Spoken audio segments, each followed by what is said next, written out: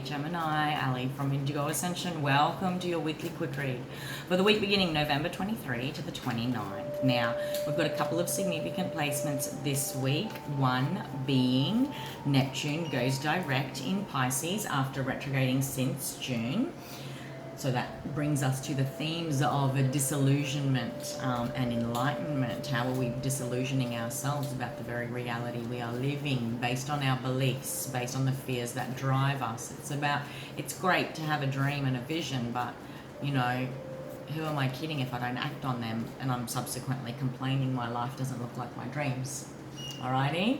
And then obviously a day later on the 30th, we have a full moon lunar eclipse in your sign, Gem. Rewind back to June. There's been a very big theme about disillusionment and how we are perhaps lying to ourselves about the deeper drives, okay, in the realms of money, finances, fears, dreams versus actions, love and connection. Alrighty, so I'm going to use 3 cards to perhaps tell a bit of a story as far as past, present, future goes. That will reflect the areas of life perhaps that you have been integrating this potent energy through.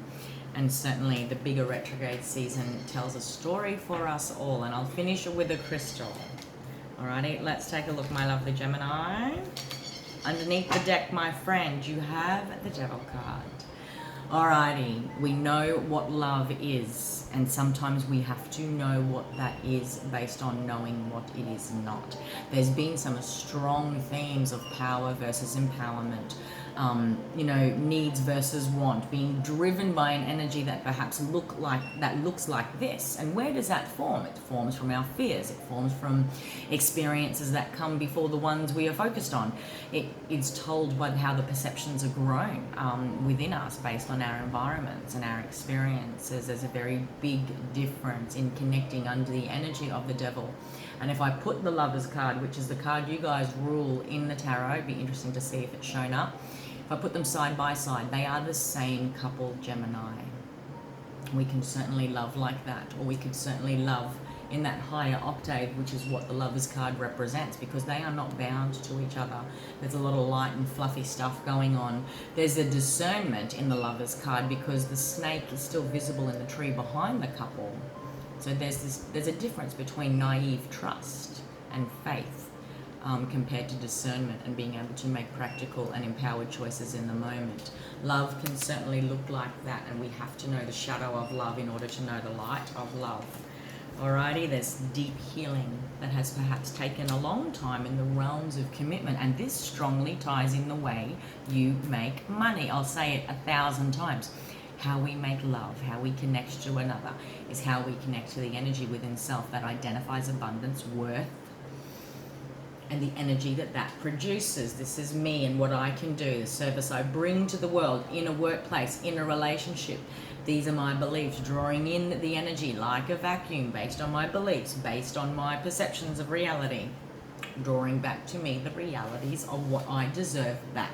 Sometimes that is imbalanced, yes? Sometimes that imbalance can become so toxic that we need to get back to blueprint, Gemini, about what it is to come into equal, genuine heart space harmony, okay? And I will always say that the Two of Cups starts in self first. This is about an emotional equilibrium, with another, but my heart honors your heart, and it's not based on these complicated and complex beliefs, drives, and manipulations that can happen based purely on our fear energy. Fear of loss, fear of lack, fear of missing out. What do the young people say? FOMO. We have a FOMO society, Gemini. What are we fearing we're going to miss out on? Rewind the clock back to even August last year, as far as this greater healing story in the realms of career and finances, abundance, equal reciprocity, and the hard work it takes, or the hard work it has taken to heal some deeply embedded beliefs that perhaps were preventing you from your abundance in love and money, okay? Experiencing abundance in romantic commitments. Like, there's been a shift here, and it's taken a long time. You've got the Temperance card, you've got the Knight of Pentacles, which is stationary. It does not move, it is solid. And you've got the 8 of Coins. It's almost like, Gemini, I'm feeling like something had to be healed here that was never going to move. Okay, maybe it needed to be looked at, and maybe when we looked at it, Gemini, it looked like this, and we had to face those raw truths. But there was a healing. Like when I see the Temperance card, it's almost like being naked and bare and just reborn again, baptized by the fires. Okay, maybe that had to happen. Maybe there's a story here that you guys have been navigating since June.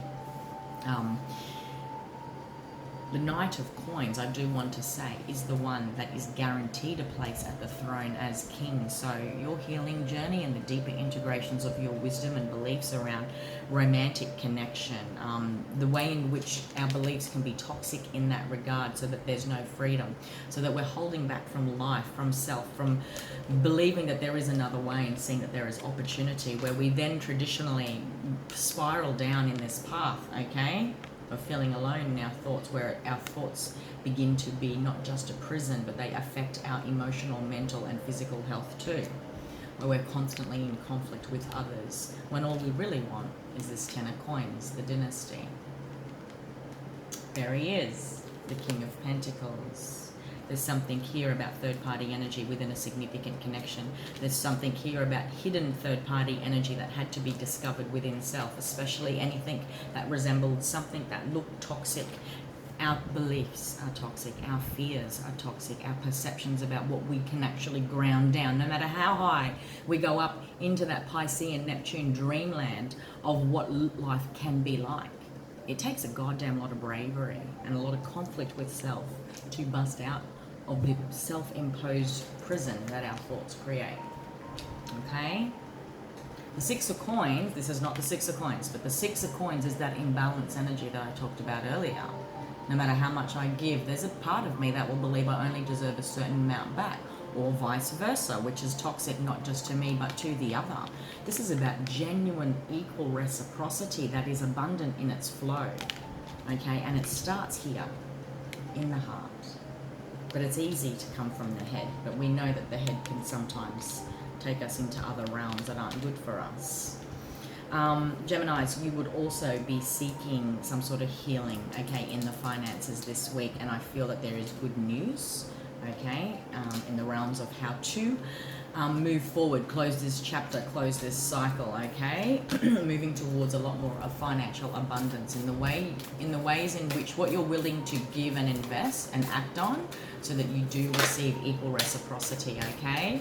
I feel like it's more of a job matching, financially matching your value, okay? And that can certainly be applied to relationships as well. Rhodonite has shown up for you guys. Patience, seeking, and forgiveness is the themes of this card.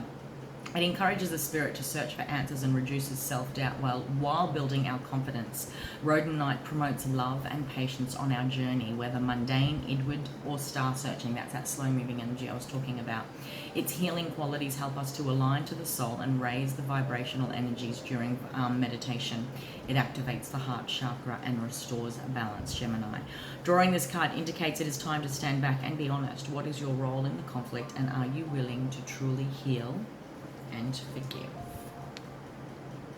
Okay, that was your quick read for the week, Gemini. I hope you got something out of that. By all means, if you wanted a personal reading, head on above to the bio link where you can book a reading with me online through the website, or if you're watching on YouTube, the link is below in the description box. Until next week, take care, friend.